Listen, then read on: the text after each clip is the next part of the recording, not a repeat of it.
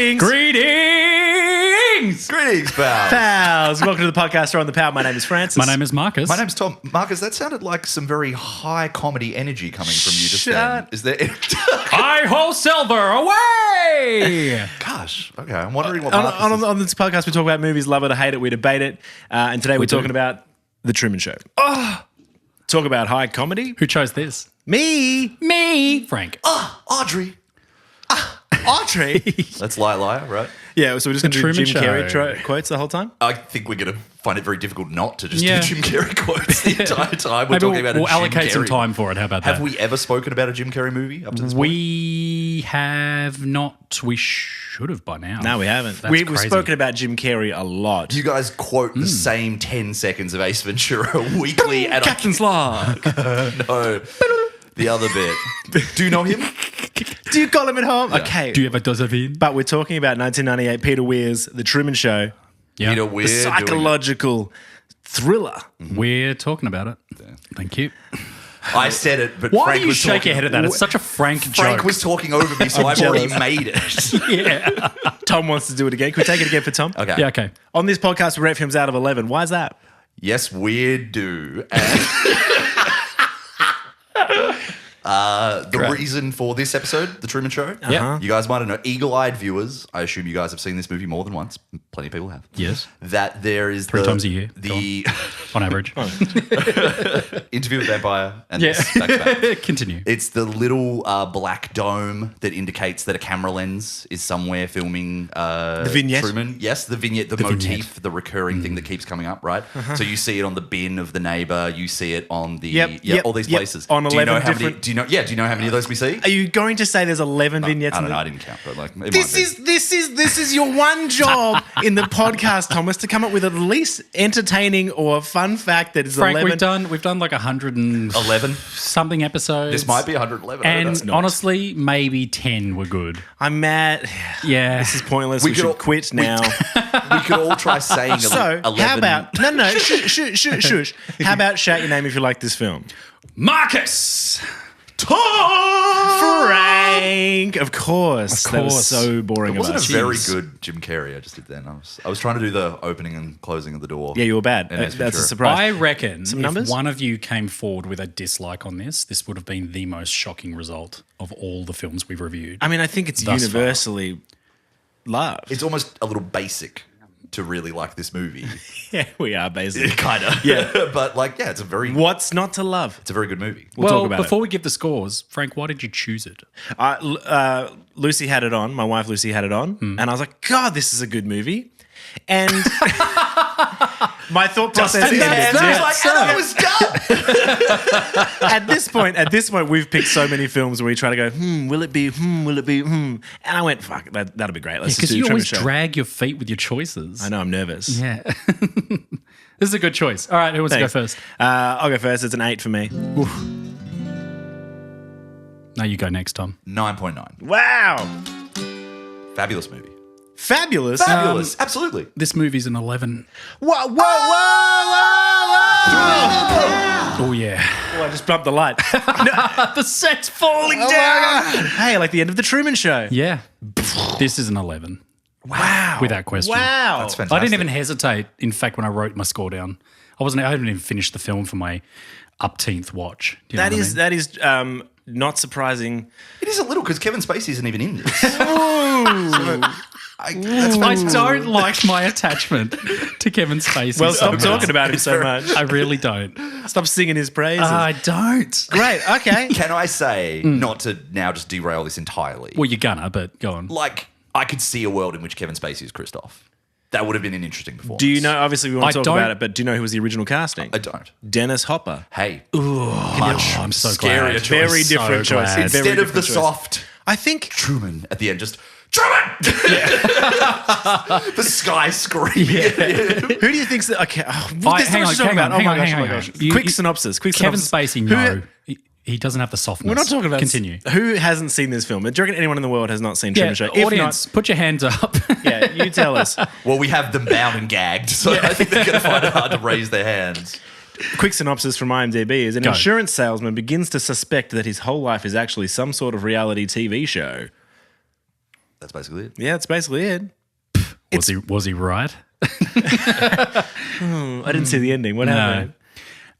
Where do we go from here? This is kind of wild. Frank, you're the lowest score, technically. Yeah, that's surprising. How many times have you seen this film? I would say 5. Okay. Not that many. You?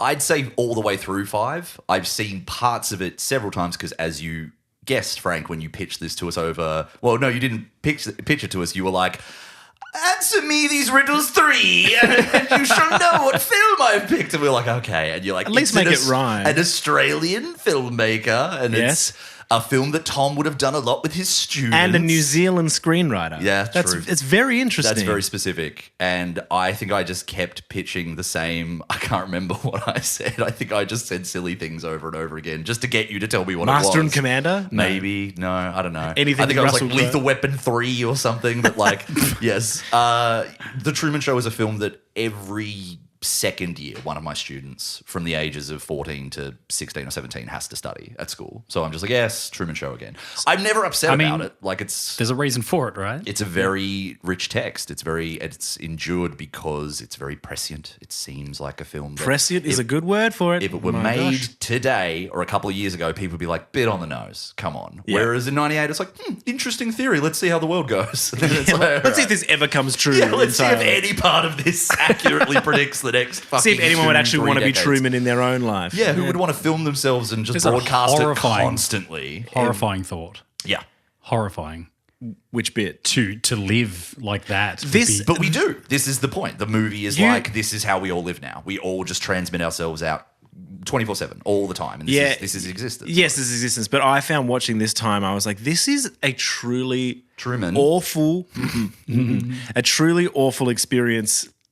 Like to think of Truman's life, I just have such sympathy for that character. I just think it's a disgusting concept. Like in a great way to make an amazing film. Yeah. But I hate it. I hate thinking about it in real life of a man who's lived his whole life in a little bubble and everyone's watching every but little it's thing like he's done. it's like an animal being born in the zoo.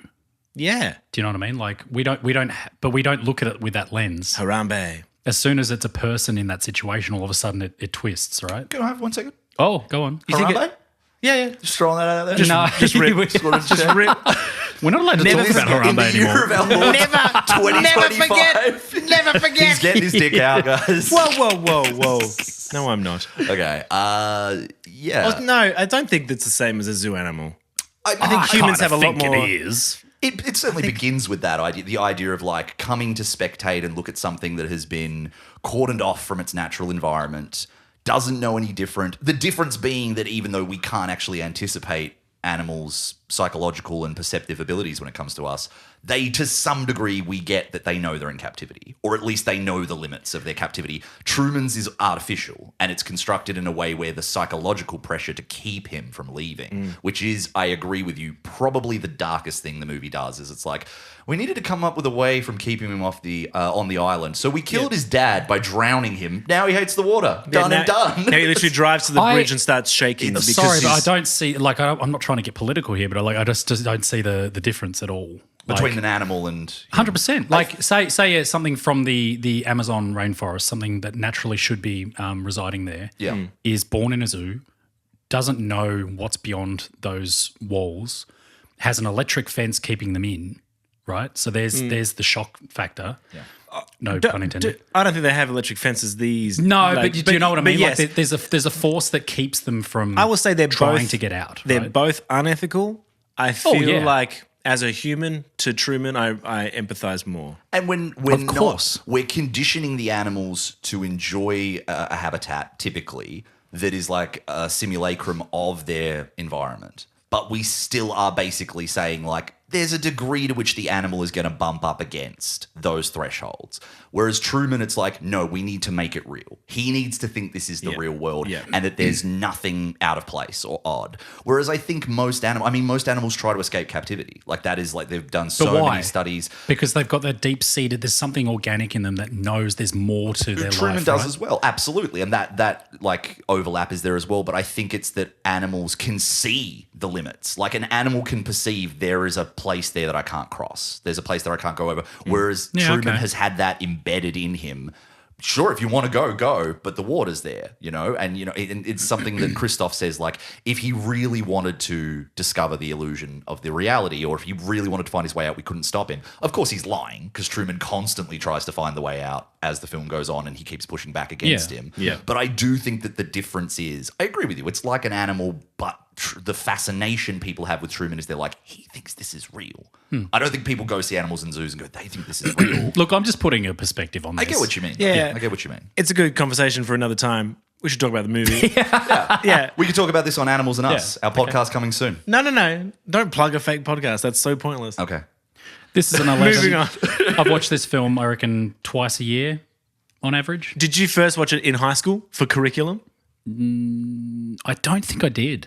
I actually don't think I did. Me neither. I don't know. I wasn't don't allowed remember in my my first school. watch. I don't think they were Really? like, no, it's too what's the word? Oh my Secular. God. Oh, dear. Secular. Yep. Well, it has some religious tones thrown in there. Well, so I can obviously, see- Ed Harris is God. This is a movie about breaking up with God. Yeah. Essentially. Just being like, dude, fuck you. Like, Whoa. this has Okay, been language. awful. Like, why did you do this? But it's a movie as much as it's about reality television, as much as it's about perception, and as much as it's about, like, existentialism. It's also about a guy going, like, God making a bargain with man and going, I can give you comfort and I can give you security, but I can't give you free will. You can have one or the other. And he's like, I choose free will. It's kind of the Book of Job, sort of, like run through a modern lens. Tell It's us a little more. bit of that. Tell us more. Tell us more, Frank. I'm just thinking about Arrested Development. I was referring to Arrested Development. Just a close-up on book he Christoph wrote. going, Michael. I don't care for Job. No, the idea that, like, God subjects Job to all of this and then still expects to be worshipped and Yeah. still expects to be, like, valorized. And so when Yeah, I've Truman- given you all of this stuff. Your life has been wonderful. Even out there, it's going to be bad. Everything out there is just as bad, if not worse. And I can take it from you. Yeah. And you still owe me reverence. And Yeah. you still owe me that. And Christoph's expectation of that is I pretty warped. do think, like, yes, that exists, but I think Ed Harris's performance softens that to a degree that I still like him. I think Ed Harris is it's the genius touch that makes the movie like almost a masterpiece. to me. Yeah, I agree. Without Ed Harris, without that dimension that comes along, we're jumping all over the place. But that choice in the structure, we never do that. It's unlike us. Continue. Tom, you're leading this conversation. that structural choice. You're the kangaroo. He's criticizing his own tactics here. I'm jumping all over the place. Yeah. I'm erratic. I have ADHD. Don't say it's we. fine. Just to now take us even further, when you said you're like a kangaroo, my instinct was to make a noise like a kangaroo. Do it I right almost now. just Go. Boing, boing. Like, I had nothing. Like, what noise does a kangaroo make? It's g'day, mate. Of course. Kangaroo Jack, come on. Kangaroo Jack. Christoph's energy and the dimension of Christoph is what adds to the film. 100%. And brings it into the realm of, oh, wow, this is like a masterful film. The strange piece that I really love is at one point, I think it's in the storm situation in the end of the film where all the crew are freaking out, and there's one guy who's like, protect him. He's wearing a T-shirt, that says protect him, love him, or love him, protect him. And there is this energy that everyone who's in the booth watching Truman and curating everything that happens in his life are all parental figures. Obviously, Ed Harris is played as God / his father, but everyone has raised Truman, right? And you feel like they've all worked there for 25 years. They've all seen everything that's happened in his life, and they love him like a child. And there's this weird control aspect, but also like the brainwashing that would happen, that they believe that everything they're doing is for Truman, for his benefit, for his enjoyment of life. When it's absolutely not. It's all, cultish as well. It's very dark. It's strange that It's this like film is Farmer so Wants dark. a Wife, They're not doing it for the farmer. They're doing it for the cows. I couldn't Yeah. agree more. We'll bring it back to the zoo animals, I think, here. This is good. It's going to be good. Don't look that confused, Tom. No, I'm looking for my checklist where I had someone's going to say farmer wants a wife this episode. I must have left it somewhere. I think that the complicated thing that you referenced there, Frank, is the audience loves... No, don't worry. You okay? Yeah, I was just going to go on it. It's complicated Steve Martin segue. Continue. He's funny in that. Is that... I haven't seen It's Complicated. Is that the audience in Truman Show loves Truman, loves the time they've spent with him, but they also want to see him escape. They're all on his side to see him get out. So it's like these stakes have been generated through his captivity. and through the denial and the caged life that he's lived. Yeah. And now that the stakes are as high as they can get, they want to see him set free. But you wouldn't have that feeling without the captivity. So it's like they've created, again, this narrative. Which... They've generated it from this man's It's oppression. masterful TV. If Yes. this was real and if we had, less moral brains, it would be incredible to see this happen after 30 years of captivity. Yeah. And he puts his hand on the wall. You would lose your mind as an audience member. You would lose. Imagine 30 farmers, 30 years of farmer with a wife, and the One wife. wife! You think you can have all the lives? But how can you even fathom it? Like every reality TV, even watching Survivor for 12 weeks, and they finally have a glass of champagne or they eat a cheeseburger, you're like, oh my God, I'm so happy for them. Well, it'd be like if Survivor was real. Okay, but no. Survivor. If they actually dumped them on the island. That's for our other podcast called Survivor is Real. Oh, yeah. Launching this Followed week. after Animals and Us. Yeah. Two totally real podcasts we now have. We're really bringing it up. I really think, to go against my own instincts from before, we should go back to, all right, beginning with Truman. Like, what goes on at the start of this movie? Yes, absolutely. He's doing in his mirror his As a little visual bits. gag for the listener. Thank you. It's me just making a dumb. I didn't even do Jim much Carrey. for the visual. I just waved my hand around. Truman is almost 30. He's doing the, I'm gonna get you to the top of this mountain, but if I die, Inspirational speech use my to body himself. for food. Ew, gross. Like, really good that he's committing to the drama of it, but then it's a Jim Carrey button of how, like, breaks him out of it. Yeah. Sorry, I know you want to talk about, but we'd have to talk about Jim Carrey Yeah. Well, contextually for this. I think that's a Butler's Pantry thing. Oh, We want to sure. get to some part of that Later. But Jim Carrey is Truman, and we see from the very start that we understand through the cinematic language that Peter Weir is putting out there very ingeniously. And it's a great thing to watch with students because it teaches them how to understand that a film knows what it's doing and that it's manipulating them and that it's teaching them how to watch it, which is that the choice of the iris cam or the iris lenses he uses, the positioning of the framing, he's like, this is surveillance. I am showing you that Truman, almost everything you see of Truman is being shown through the actual cameras that are in there. Yep. There are some times when I wouldn't even say it cheats, but it just kind of goes like, nah, this is actually Peter Weir just directing this shot. Like, this is him putting a not real in-universe camera in here. But a lot of the time, whether it's the camera in the mirror, whether it's the camera in the There's always the an clock radio. idea for a real placement for the camera Yes. to a degree. Yes, and you have always a notion of when it's like a button cam on someone who's coming up with, again, like that porthole sort of iris thing around. And of course, Truman comes out, and what's the first thing that happens on this day that kind of is a shock to the system? A light falls from the sky. The sky's falling, right? This idea of I feel like we Chicken get. Little, Let's just. Zach Braff. It's less of a lesson from you, Tom. Can we stop teaching us? So No, much? I wanted to teach you just that bit there, but I said Chicken Little, Zach Braff, and I really expected you to get a kick out of that. Do you remember Chicken Little with Zach Braff? Yeah, I do, sure. Roll it on.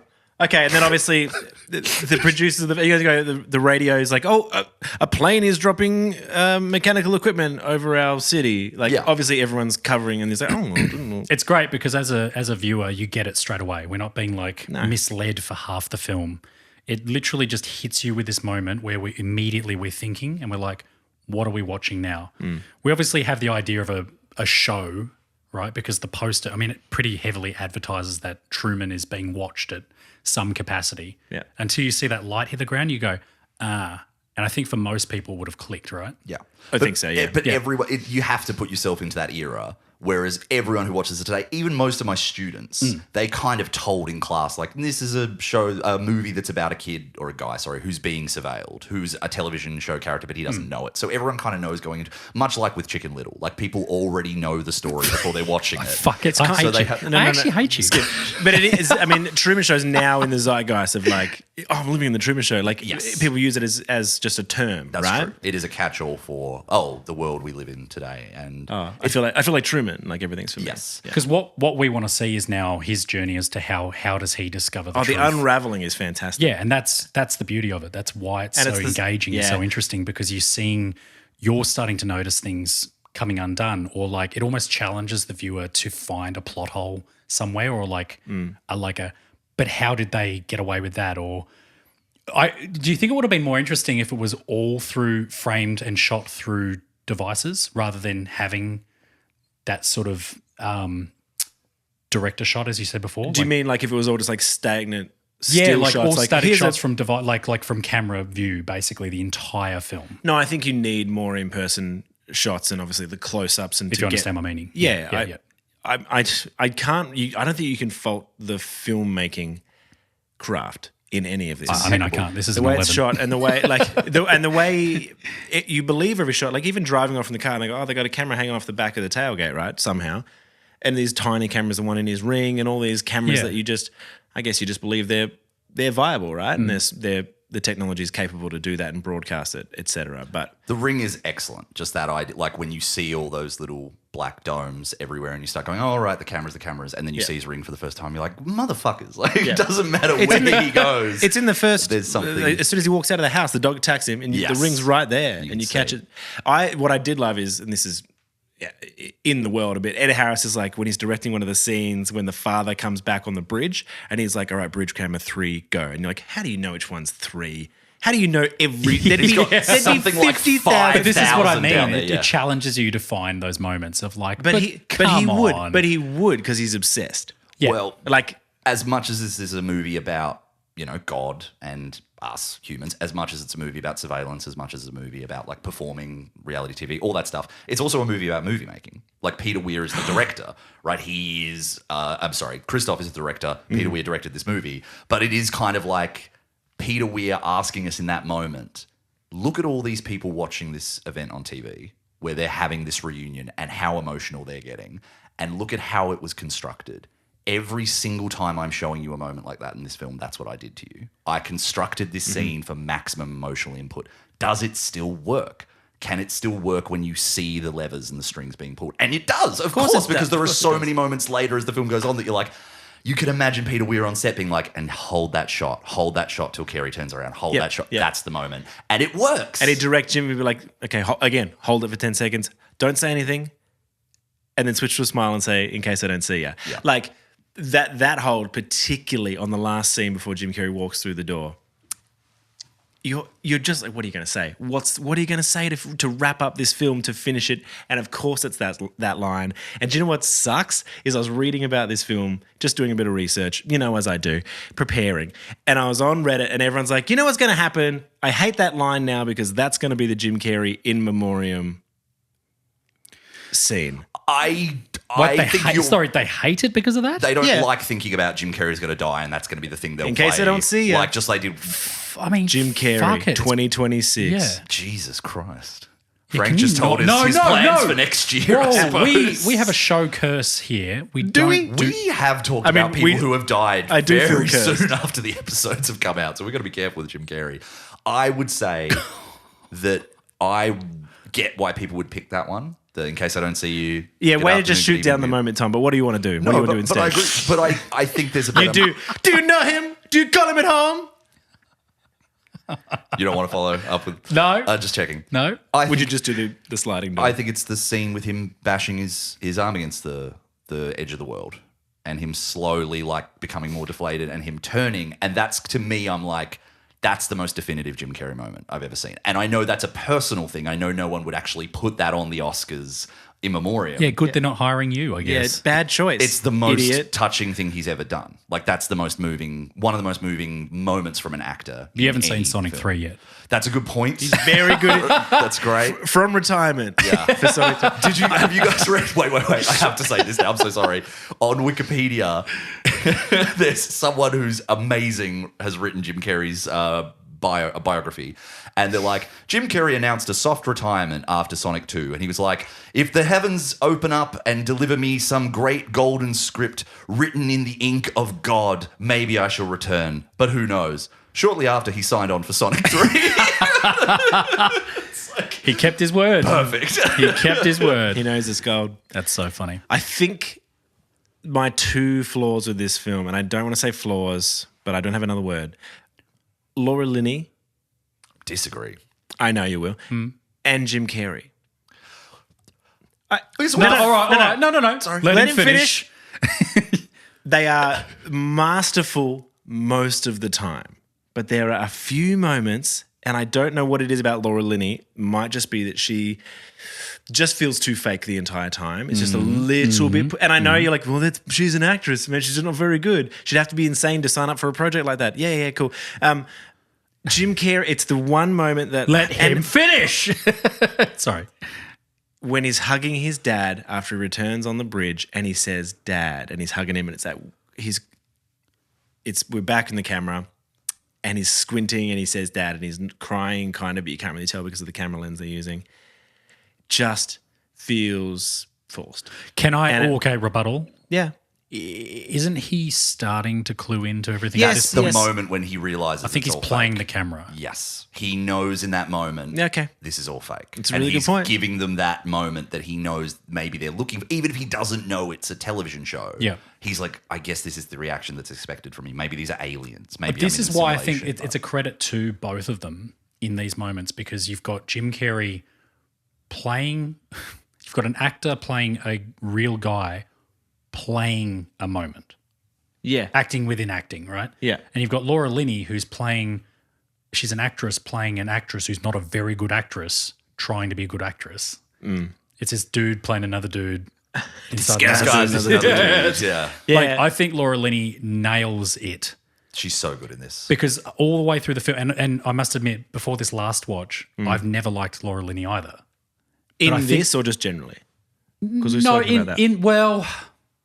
in this, yeah, because she's playing a character that is designed by nature to be like insufferable almost. It's strange that, I guess, I mean, they didn't know what it was going to turn out like. They set them up in high school, and then Ed Harris at the end is talking about getting rid of her and bringing in a new love interest because they realize that it's not working out and the chemistry is not there. You know, if you're making a TV show, you need chemistry. I don't know. I think you might be right. I think you might be right that it is layers upon layers upon layers upon acting versus who's the actor, who's the performance. Don't you think that release of her final moment is really the key to the performance when she's hugging Marlon? She's like, how can anyone expect me to carry on like this? It's unprofessional. And you're like, there she is. Yes. That's finally her. It's incredible. Yes. And the moment where there's been a leak at the plant and the guy goes, oh, no problem, Truman. And she goes, yeah. And she just freezes because she's like, how does he? She realizes that that actor's messed up. Some of the only real moments she gets are that final moment with Marlon, the moment where she screams, do something, but also when they're driving across the bridge. Yeah. And she's so scared and then she's so happy they made it. And you're like, oh yeah, like that's a brilliant performance that she goes from. And you've talked about how angry it makes you what they've done to Truman in this. I agree with that. Damn them. How dare they? And the Christoph thing is complicated. We'll probably get more into that. But like one of the moments in the movie that I find the most like, oh, that's so annoying is when they get to the bridge and she goes, oh, Truman. Oh, I know. You knew this was... She's so Patronising. smug and self-satisfied. Like, well, he's not going to drive across it. And then when he's like, you drive, I'm always like, yes! Like, I pump my fist every time he does that. It's very impressive. It's so exciting. My summary on the rebuttal here is that this is one of the few films ever that I watch and I find that every single moment in this film is very intentional.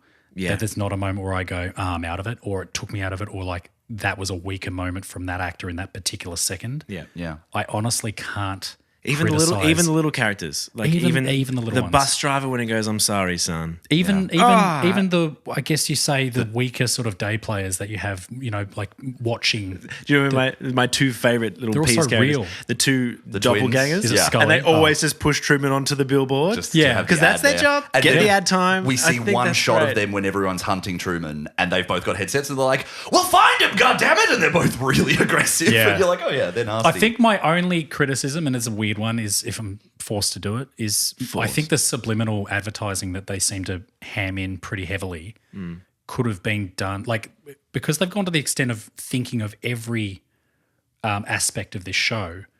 The advertising could have just been a pop-up on screen. Like, why? And they do show it later. Well, he's drinking a coffee and there's just text that says he's drinking Colombian coffee from the finest beans. Then they're not at risk of losing the immersion or but I cluing think him in. It feels like they've gotten sloppy. Like a little bit. When Marlon turns and goes, now that's a beer. Yeah. You're just like, if you're hanging out with someone, you'd be like, what the fuck? That's my second criticism. We do like, and I think people like we're so aware of catchphrases and marketing now and being influenced. Yes. That wouldn't have existed back then. This is a movie about 1,000 things, and the other thing it's about is about America. It's about being trapped in America, and it's going like you have all these creature consumerism, but you have the familiar neighbor, you have like the office workers, you have all these things, and it's like, don't you feel safe and comfortable? And it's like, no, it's claustrophobic. It's constraining upon you who you are, and I think it does get at that idea that every new thing that's thrown at Truman, he doesn't recognize as a weird. Almost, it's like that Simpsons bit. It's not subliminal or liminal. It's like superliminal. Yeah, it's just someone agreed. being like, "Buy this thing," and until that last moment he has with Meryl. Yes, that's Meryl, where she's like, "Have some of this cocoa." And he's like, She's who the hell are unraveling. you talking to? Yes, that's she's it. unraveling. It's the moment where she can't That keep it is, together. it is a great moment because they're in the middle of a huge fight, and as an actress, and again, maybe she's not a very good actress, the Meryl lady. Yeah. Just like, what do I do? I'll just plug something. I'll just keep the scene moving. She's been successful in this venture to the point where because Truman is not cluing into anything, because he's living his life as normal, so she can be however she wants to be. Yeah. But as soon as she's under pressure, when he's starting to unravel, she's not up to the task. I mean, can you imagine though if you've done how many years has she been on the show? 10 years? maybe 12. And your husband's just walking through it absolutely fine, no question. And you're like, this is easy. What a great job to have. Yeah. And then one day he just starts freaking out on you. Yeah. How are you going to act? And this is my second grievance. Sorry to cut you no, off. it's all right, man. I guess my question is why now? Like what happened? Like they've gone 30 years and all of a sudden everything seems to be just not happening well. Yeah, but yes. In quick succession. But that's the snapshot of time that we get. Of course, Of we're course. at this moment in time. But there are.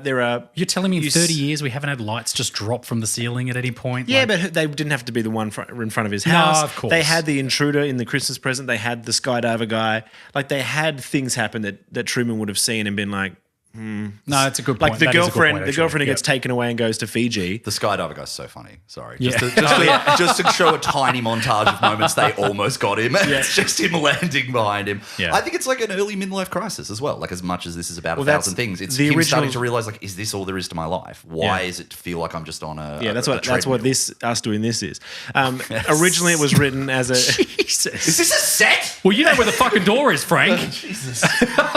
Originally, it was written as a teen angst sort of story. That was the original script. And it was going to be more. Oh. It was going to be more psychological thriller. I think Darker, when Andrew yeah. Nicole wrote it. And the town was going to be like full of crime, and that's why the fear was there. Was because he was. It was going to be. be. It was set in New York. Just I think originally. a different film entirely. Oh, Yeah, different. and this is Yeah. a way better film. This is like a legacy movie. It will be remembered forever because it can show people 50 years from now, this isn't quite how we lived then, but it was a nexus between the emergence of reality television and the beginning, maybe like a decade out from social media, which is what makes it, again, so foreboding and yet so kind of ahead of its time that you're like, yeah, Facebook was a twinkle in fuckhead's eye, like at this point in like the late 90s. And also, it is that like the idealism of the 50s. Let's say, like Laura Linney's character is just a walking Sears catalog. Yeah. and she's trying to be a 50s housewife. Pardon me, but you know you're on the cusp of it's what 1998. Yeah. So people are still like, oh, that's the good old days. Yeah. And when in this transition phase of humanity, it's Which is an interesting great choice, right? Why you're bringing in a 90s cast, assumedly. Yeah. Assumably? assumable, Assumable? assume lady, assuma. Wouldn't you just stick You never to, assume, wouldn't 'cause it just makes stick you to an the time ass. frame? That's what I say. Yeah, okay, gross. Bad joke. Stick to who? Wouldn't you just stick to the time? It says here the English language was found blurred this afternoon by 3 podcasters. Wait. Boop, boop, boop. Let's sync up again. And go. And we're Back back. in the room. Yes. Um, We could do that moment whenever a bit's going terribly, just like the frequency and Truman Show, sorry. and we all just go like, and hold our ear for a second, and then it go, you know that shot? In the Nothing's movie? going badly here. How good is that shot though? Yes, it's great. I Great shot. love that Amazing. How so good's much. the shot where Truman's climbing the rocks and his dad's freaking out? No, Truman, don't go over there. And everyone on the beach is just staring and Yeah. watching him. And we don't even see what's on the other side. It's just It would like just be the edge of the set. Yeah, Can I but it's say enough. my favourite shot? Yeah. Go on. It's the elevator. When the lift opens and it's the break room Yep. Back a set. is my favourite shot especially because the girl that walks into the lift before Truman commits. she commits to the idea of it being a lift, even though there's nothing behind her. Yeah. And she stands there and looks and presses the button. Good day player. It's a good day player. Amazing. I hate, and again, it might be she's a bad actress, and I'm coming around to this idea when Laura Linney is like, well, didn't you hear? The elevator disaster. That's so funny. I've got an amputation. I have to go. And it's because he saw the set behind, and it's like that equals an elevator collapse, apparently. And they're just, again, they're getting sloppy. They're spiraling. One of the funniest lines in the movie, without a doubt, is Christoph being interviewed by Harry Shearer, which we love, we stand, playing a What's he from? news anchor, apparently, What's he from? which That's I don't really think suits him. No, if you're going to make a report. Terrible voice. But Christoph's being interviewed by Harry Shearer, and he's like, and of course, you're reintroducing the father figure. How are you going to explain that 22-year gap? And there's a big pause, and Christoph goes, amnesia. And you can just see and Harry Shearer goes, brilliant. And Christoph's like, I'm a fucking hack. Like, what am I doing? That's my explanation for this. And so they are getting a little lazy. He's becoming so obsessed with the idea that he can contain Truman that he's yada-yadaing a lot of stuff and going, whatever, he'll believe it. What he's believed it for the last 30 years. Why wouldn't he? I really like Noah Emmerich in this. We haven't talked about it at all. Marlon. Yes. Because, to Frank's point, I used to think he was a bad actor when I watched this when I was younger. I watched this when I was younger and was like, oh, that guy's really bad. Like, he's not a good actor. And then I've seen him in The Americans since, where he plays Stan Beeman. Excellent show, and he's really wonderful in it. And it's like, oh, he's playing a really dopey, kind of clunky, wooden like jock who turned into a guy who stocks vending machines. But he's great in that one scene where he does the emotional delivery to Truman and says, like, think about it. If everyone was in on it, I'd have to be in on it. But everything up to that, he always sounds like a guy who learned his lines like 10 seconds ago. Like, he doesn't really give a fuck. I think I don't know if I agree with that. Interesting. Well, I think that he's actually one of the more switched on ones, and he showcases that moment, the strength as an actor in when Truman's gone missing, when he's looking downstairs for him. Yeah. He's like, come out, wherever you are. Yeah, I think his improv in that is great. And once he breaks character and he just goes, he's gone, you're like, that's a different person. That's the actor. That's, again, it's Laura Linney's moment where she finally breaks. And you're like, oh, that's a performance. It's really good. But I think a lot of the time before that, he's always just like, hey, bud, ready for a beer? Like, that's all he ever says. His character description on page is ex-jock drinks beer. Vending machine stacker. I'm the best friend. But I think they've written his character. I agree. And I think they've Peter Weir's like, you need to play this guy like he's got one thought every moment. And he kind of watches it wisp away and then another thought floats in. Yeah. But it's like, it's again playing in the, so Laura Linney is like the stereotypical housewife from the 50s. He's the typical best friend. He's the guy next door you drink a beer with. Like, again, classic Americana sort of culture. Oh, yeah. This is a great take, by the way. I really hadn't considered how much, so much of it. It's like, this is kind of a hybrid of the 50s. Are you being facetious? I'm not being facetious. I've analysed this with a lot of students many times. And I'm smarter than your students, your sixth grade students. Yeah. I've never really thought to go. Said the 30-year-old guy. 35. Thank you. 30 is broad. 30 means any time in 30s. 30 is broad. It gets narrower, trust me. I'm 36 very soon, guys. And I feel good. I'm a big boy. But yeah, I do like that with the... And we're back. I do like that with the flashbacks to high school that feel like, what era is this? Is it Grease? Is it Rydell Grease? High? The cheerleading, all this. One of my favorite Jim Carrey moments in the movie that involves all three of them is when Marlon and Meryl are trying to convince Truman to come out with them. He's like, I gotta study. Yep. She kisses him on the cheek and Marlon goes, later, nerd, punches him. And Jim Carrey goes, ow, shh. He shushes himself after saying ow too loudly. He's so good in this. Should we get into some Jim Carrey stuff? I just want to do one. Noah Emmerich playing the trumpet at that parade is fantastic. When he's just going around in Jim Carrey's face. And the little muffler that he puts in there. What is that actress's name who plays the woman that he's obsessed with? It's Natasha McElhone. McElhone. I think you're right, it's McElhone. How do I get McElhone? You got to call her. Okay. She's in nothing else I've ever seen. You guys probably know her from The Crown. Apparently she's in season 5. She has a bit of a role in that. I've never seen her in anything else. I know her from Halo, the series that they did recently. Really? Is she in that? Interesting. Yeah, she plays the doctor in it. She's in very few other movies that I've ever seen or have seen, but I will never forget her face. The Her shot, eyes are stunning. what a choice to focus on. He's trying to find her eyes. And every time you see a shot of her staring at the TV watching and she's got one tear brewing, you're like, what a face. What a face. Like, I think she's such an interesting choice where you're like, this could be a really wishy-washy, he met a girl once and he's obsessed with her, but she sells that emotional conviction. Emotional conviction, but also she is striking in such a unique way. You know that's it's not just, I don't want to slander someone, but it's not just like Emma Watson. Yeah, you know, like someone who's traditionally She kind good of looks looking. like she could be like one of Meryl Streep's nieces. Like she has that feature of a Streep family character who is elegant, but also there's a little bit of a boldness to them. That you're just like, Streep family the character. Streep family character, as you know. She's Streep's ahead, is what I'm saying. I wish they had. I wish they'd cut to her for one more shot during when Truman.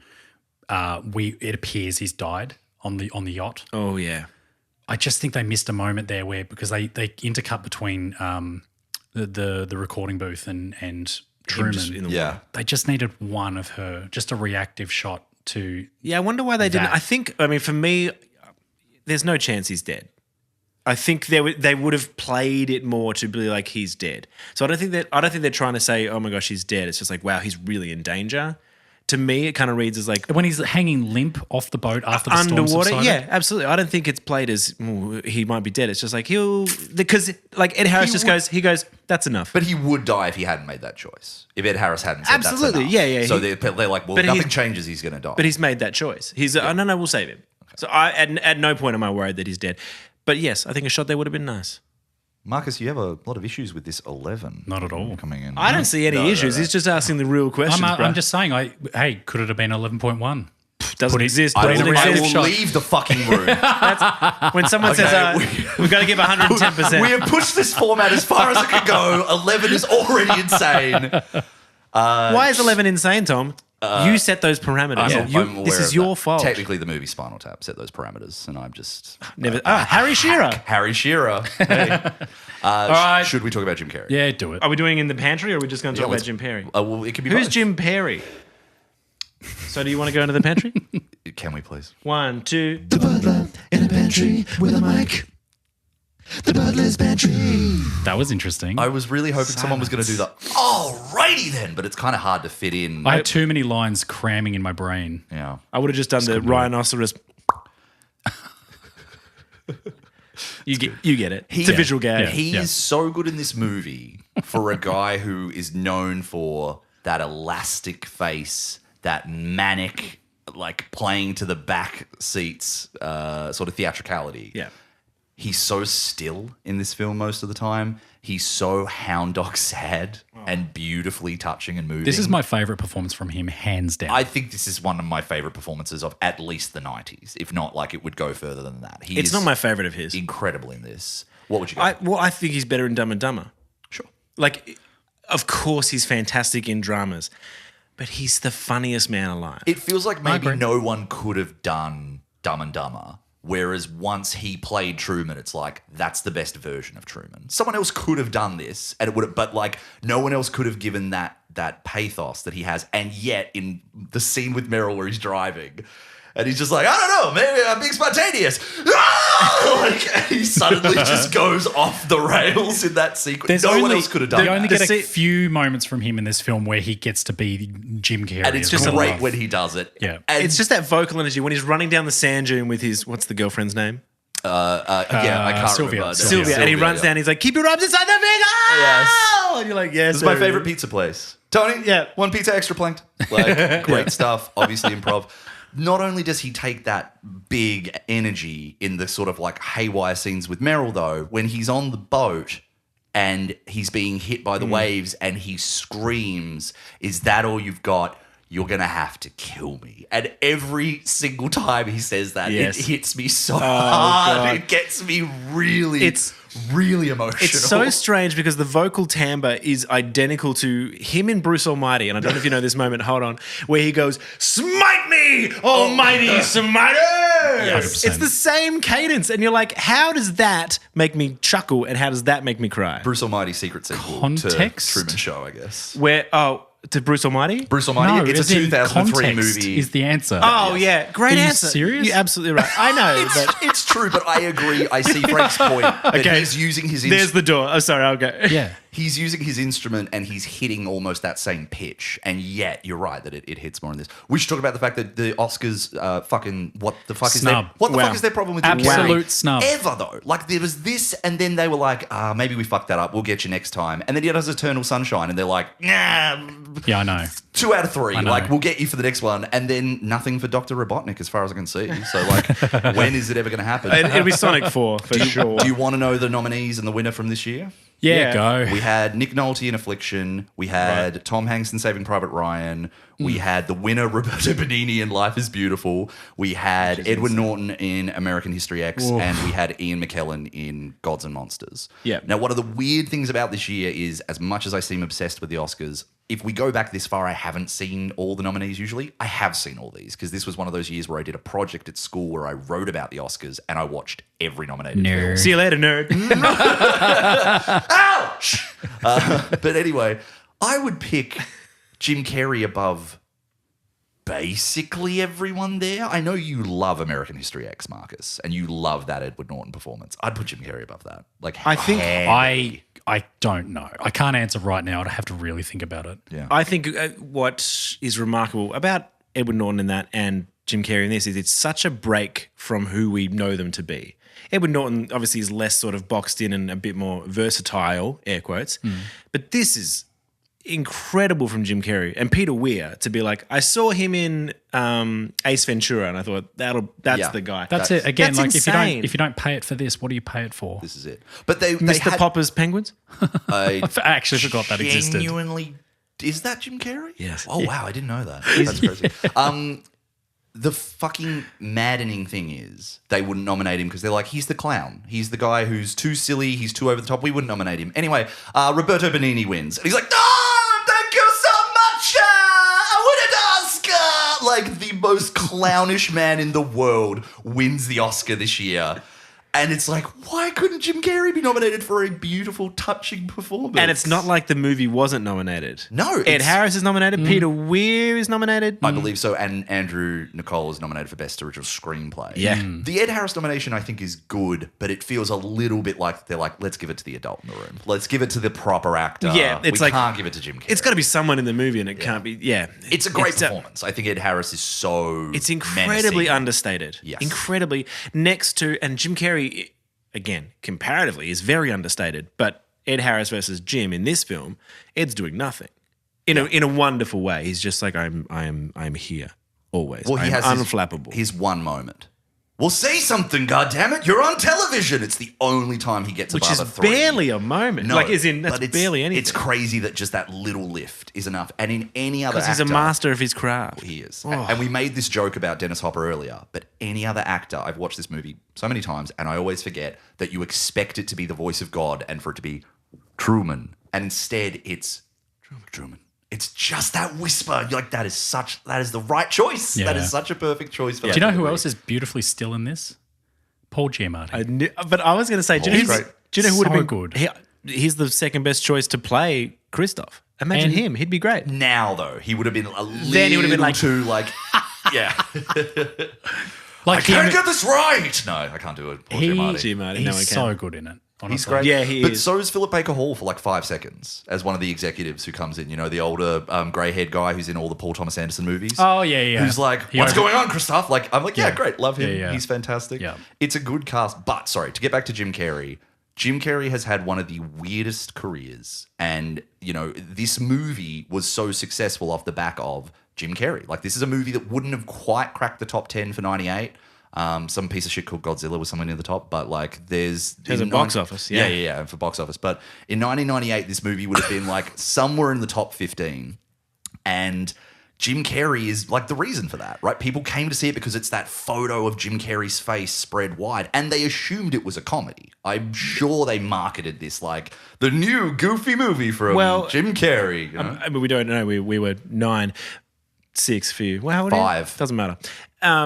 but there's a lot of people still sort of believe it's a dark comedy, but I don't think there's much comedy to it. I think you love- chuckle. No, I think- you I love some of enjoy the the Jim ride. Carrey and the Cable Guy is a dark comedy. Yes, that's a dark comedy. This is very I've different. Never seen. I should really watch that. Please. But yeah, But like it's- he's come off the back of like Ace Ventura's Dumb and Dumber, Batman Forever, The Cable Guy, Liar Liar, and then this Is Liar 97? 97, like the Really? year before. So that's the first of. I would argue that's his first real world guy who just seems to can never quite get it right, and then something happens because Ace Ventura is just like a cartoon. Like that is not a real man. And then Dumb and Dumber. him as the Riddler cartoon. The same. Dumb and Dumber's the same. Liar, Liar, Bruce Almighty. Like these are his first. Like, will anything ever go right for this guy? Jim Carrey is in a predicament. Yes. Yeah, those And movies. So it's interesting that that's launching at the same time as this, and then after this he does The Majestic, which feels like him going. No, Man on the Moon. Oh, true. Which he gets the Golden Globe, either Which- nomination or win for. Interesting Controversial. Interesting movie. He's doing interesting shit. There's probably about a 6 or 7 year window here from his silly but still like good comedies to the mid 2000s where it's like Jim Carrey's taken some swings. Where was the number 23? That was like 2007 Yeah. maybe. Like, Exactly 2007. that But is he's like he flip flops. He does Man on the Moon after this, then Me, Myself, and Irene, then The Grit. that is the darkest comedy ever made. Me, Myself, and Irene. Awful. But then The Grinch. on the taco. Then The Grinch, then Bruce Almighty, then Eternal Sunshine. Sorry, when's The Majestic? What year? The Majestic is just after Grinch. Right. So- wow, that's later than I thought it was. Wow. 2003, which is the same year as Bruce Almighty. I thought that was like late Fuck, 90s. he is so goddamn versatile. He is. This is the thing. We talk about Jim Carrey, I think, even now, where there's a bit of a dismissiveness. And it's also because then he started becoming Hollywood's preeminent existentialist, where every red carpet interview he does, he's just like, we don't matter. We don't matter. None of this matters. Woo! And it's like, this is uncomfortable. I don't like Where he's got like a huge beard and there's a bird nesting in it. Yes. And it's I kind of think it's great. Like in terms of celebrities trying to break the format of the red carpet, it's better than Shia LaBeouf's It's version. way better than Shia LaBeouf. So I agree with Yeah. you 100%. It's better than Shia LaBeouf's version. He doesn't feel like there's no and he's not trying to. It doesn't feel violent or aggressive. Yeah. It- It feels a little like... Antagonistic, maybe. Or just I stumbled upon this and I thought you should all know. And we're like, yeah, we know. Like, we know none of this Some matters. of us didn't want to hear it. Yeah. But we knew. Yes. We're here to try and celebrate and have some fun. Not to dust off the oldest bit Yeah. ever, but sir, this is a Wendy's. Like, please, Yeah. could you stop talking You about the are fact we're all gonna targeting the die? wrong audience with this message. Yes. That's the people that are watching it in the first place that are listening to you say it. Yes. No one was coming for this. And I think you and I, Frank, were even talking about this the other day, where Jim Carrey, Matthew Perry, some other comedians tend to be examples of guys who make it big. And then they're like, did you know if you got successful and you had everything you ever wanted, it won't make you happy? I discovered that. I thought you guys should know. And again, it's like, yeah, dude, we know.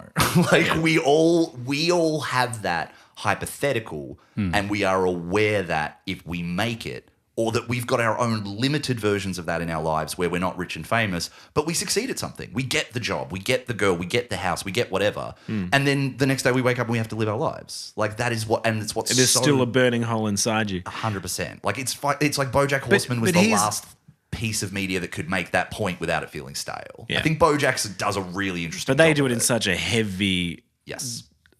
emotionally. You're not going to win that Oscar relevant and then one. you're going to kill yourself. It's like, Oh boy! Love But BoJack, like sorry. for Jim Carrey's sake, he's going through it, right? And that's just him sort of like his life's. He's been famous for so long, and he's just where else is he going to talk about it? yeah. I don't disagree. I've always found it a little bit So you're less really happy? fascinating. You got I think everything you I'm want? probably happier than Jim Carrey. I mean, don't you think we all... I mean, not now because he just did Sonic 3, so he'd be pretty happy. Do you guys know the story of him manifesting his success? Go on. He wrote himself a check for $25 million when he was 19. And he's like, by the time I'm 30, I'll be able to cash this. What an idiot. Yeah. And he was 24. He was one short, declared bankruptcy. Yeah. He was the first actor to get offered $20 million for a film. That is correct. Yeah, Absolutely. Very successful man. Great Can tap I- dancer, actually. Can as I? well. I just want to say before I forget the point. This is one of the reasons why, outside of the performances, which I think across the board are really strong, really great. The writing's good. It looks great. This is one of those films in the 90s, much like Fight Club or What's another example? Office Space. Gen X, well, it's Gen X like angst. Well, right? kind of. It's more about. You know how I'm always going on about take a swing. If you're going to take a swing, Oh, sure. whether it lands or not, at least you took that swing. This is a perfect example of someone who took a really unique concept. Being John Malkovich was another example. Oh, yeah. Magnolia. Yeah, Magnolia. Just something that's so left of center and it makes it unique and interesting, and it will go down in history as one of those films, regardless of its. Yeah, take a swing. If you hit, you're the Truman Show. If you miss, whatever. At But least you're you still talked swung. about either way. Yeah. Do you know what I mean? Yeah. I think so. I think that's why Emilia Perez is probably going to linger for. That's the wrong example. Wow, Tom. Marcus just made a really nice I think point. it was a good point. It's You are such a shit canner every time. It's interesting to consider that this movie is the year before The Matrix. And The Matrix did become the sort of established, we're all living in a simulation, the world is a lie, what are we doing to ourselves? And yet The Truman Show sort of did the jog before that sprinted, right? And it's I would It did the never have Seaside Town compared the version. two. I would never have thought about the narratives for both and compared the two ever. Yeah, it's the first time. Neo is they're Truman. like within 12 months of each other. Yeah, it's so interesting. Yeah. But yeah, I love Peter Weir. I think we've talked about him a little bit, but I don't know. Do you guys have another Peter Weir film you prefer to this? Master and Commander. Master and Commander is. You know what's good? I just want to say, super underrated. I think that is one of the best films of that time. I think I prefer it to The Truman Show. You don't like it? I love Master and Commander. I watched it once and I was so bored. I get Interesting. I showed it to Kath, telling her that she was gonna like it for a second, and like very early on, she's like, "This sucks." And This is- like, that's I might one need to of watch those it dad now cinema ones. Now that I'm nearly 36 and a dad, I should probably watch it again. But Yeah. Gallipoli is great. Gallipoli I watched. I've never seen as a young man. Gallipoli. That. Oh my gosh! It's just about two guys who are fast, and then one of them has to be really fast in a war, and his friend's going to die, and it's him running. So it's Forrest and Gump. his band. No, You just described Forrest Gump. yeah, preeminently. Peter Weir is always preeminent, but he's like he's got injured legs or injured feet, and he still has to run, and it's just like the power of humanity. And Lieutenant Dan, fucking you got injured feet. Oh my god, it's so. I got 5 Bubba. That's not Forrest That Gump. wasn't What quite was Forrest that? Gump. I don't know what But that was. also, Peter That Weir, was most famous for Dead Poets Society. Yeah, which I don't like. yeah. I don't like that movie. Really? No, but also, Oh, Captain, I mean, my master, and Captain. you could also argue that. Fuck! Wow. Was that a legit attempt? Yeah, that I said what I wanted to say. That's how I wanted it to come out. Are we okay? Captain. Peter Weir might be that director that takes what is traditionally a known comedian and brings out the best dramatic performance in them. Because if you look at Robin Williams in Dead Poets, Yeah. it's very left of center for what he was known for up until that point, right? I think that performance is probably the best thing about the movie. I don't like that movie. And then I think it's other fine. people find ways to use Robin Williams. Like, I mean, I love him in The Fisher King, which is maybe a little bit earlier than that. And then obviously Good Will Hunting. But I see what you mean. Have you seen, because I know you're a big Shasha fan, Yeah, The yeah. Way Back? I literally watched it a couple of weeks ago with Kath's mother. She really wanted to watch it. And I was like, it's one of the Peter Weir films I've never seen. It's his last movie. He hasn't made a movie in like 13 years. It's He's done enough. Yeah, I know mean, what I he's like in his mid-80s. Pretty good legacy. He's been given, Yeah. I think, an honorary Academy Award. Like he's living in New South Wales, as far as I know. Like one of the greatest Australian filmmakers, possibly the greatest Australian filmmaker who's ever lived. He's incredible, up there with George Miller, and But The Way Back is nice. It's Jim Sturgis, which is a nice little time capsule to be like, Remember 21? remember across the universe With your mate? Kevin Spacey. All right, is anyone going to throw anything in? that Is mate. anyone going to throw anything in? No, no, no, Oh, sorry.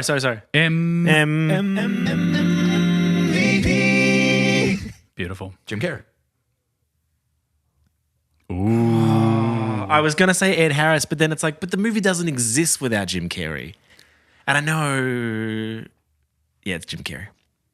It's Jim Carrey. And also, I want to say Jim Carrey. I'm going to give to Ed. great. I think it's fair. I think I'm Yeah. going to balance it out because I think that the two of them together really make this the masterpiece that I It believe is it is. really nicely contrasted. Yep. God, they're good. I wanted to say briefly, just because we got back to Ed Harris, a lesser movie would have started with Ed Harris telling us the premise, like they do at the 1 hour mark, and then we would have got it. And an even worse movie would not have shown us outside of Truman's reality. And it would have just had us know, oh, he's in a TV show, but like we're stuck here with him and he's going to make it. And maybe someone will appear at the end and explain it to him. The fact that they give us an hour in Truman's shoes, little intercut moments of audience watching, genius touch. And then they reveal Ed Harris and they have him retroactively give us the backstory. It's a fucking incredible structural It's also choice. preeminent to Gogglebox. Another great reality TV show. I don't think you know what preeminent means. I'm going to jump in here. What does it mean? A preeminent means like the highest level of something. Or Oh, the I best thought it meant form. preemptive. It's a precursor preemptive. Yeah. You used it before and I was like, I'll let that one slide. He is but- preeminent, but he's also precursive. Can I say? I just want to say one okay, thing. you say the thing. Sorry. Sully from Brooklyn Nine-Nine. Scully? Scully? Scully. Oh, my God. Scully with the flat top. Yes. Yeah. And they're like, Sully, what else Sully is on? landed a plane in the... Shit. Yeah, and then he did In Brooklyn some river. Nine-Nine. We're talking about the same... Same in guy. some river. The Hudson. The Hudson, Sorry. yeah. Anyway. Scully's in it. But then, can I say the line where he's like, so what else is on? At the Great end? ending. Great, because that's what we do. Snap ending. I love the guy in the bathtub who's holding the shower curtain and goes, hold on, you can do it. I'm like, that's so... I was going to say you were great in this film, Tom. Thank you very Yes, much. that is you. Tom, was me. Does Tom do this here where he calls you? He's like, I'm just in the bath. And he haven't- calls you? I haven't I had get a the toilet bath. calls. Oh, yeah. You do get the toilet calls. I haven't had a bath in years. We can tell. We're moving in. Is anyone going to throw anything in? No, can I say one thing? Sorry, yes. I think this is a truly beautiful love story as well. I mean it. That's it. I don't have to justify it. I think that it's pretty obvious that this is a wonderful... Yeah, no, Don't sit up in your chair like I'm that. moving to look at How you because dare you? I agree with No, you. it is a beautiful love story. This, like, do you call it a rom-com? I don't know, probably not. But I think that the entire narrative derives from his longing to find Sylvia. Yeah. And Everything really nice happens point. because of it. and free himself. And it's complicated by the fact that one of the most powerful yet toxic, or at least very nuanced forms of love in it is Christoph's for Truman. I think what you said earlier, Frank, you like Christoph despite yourself.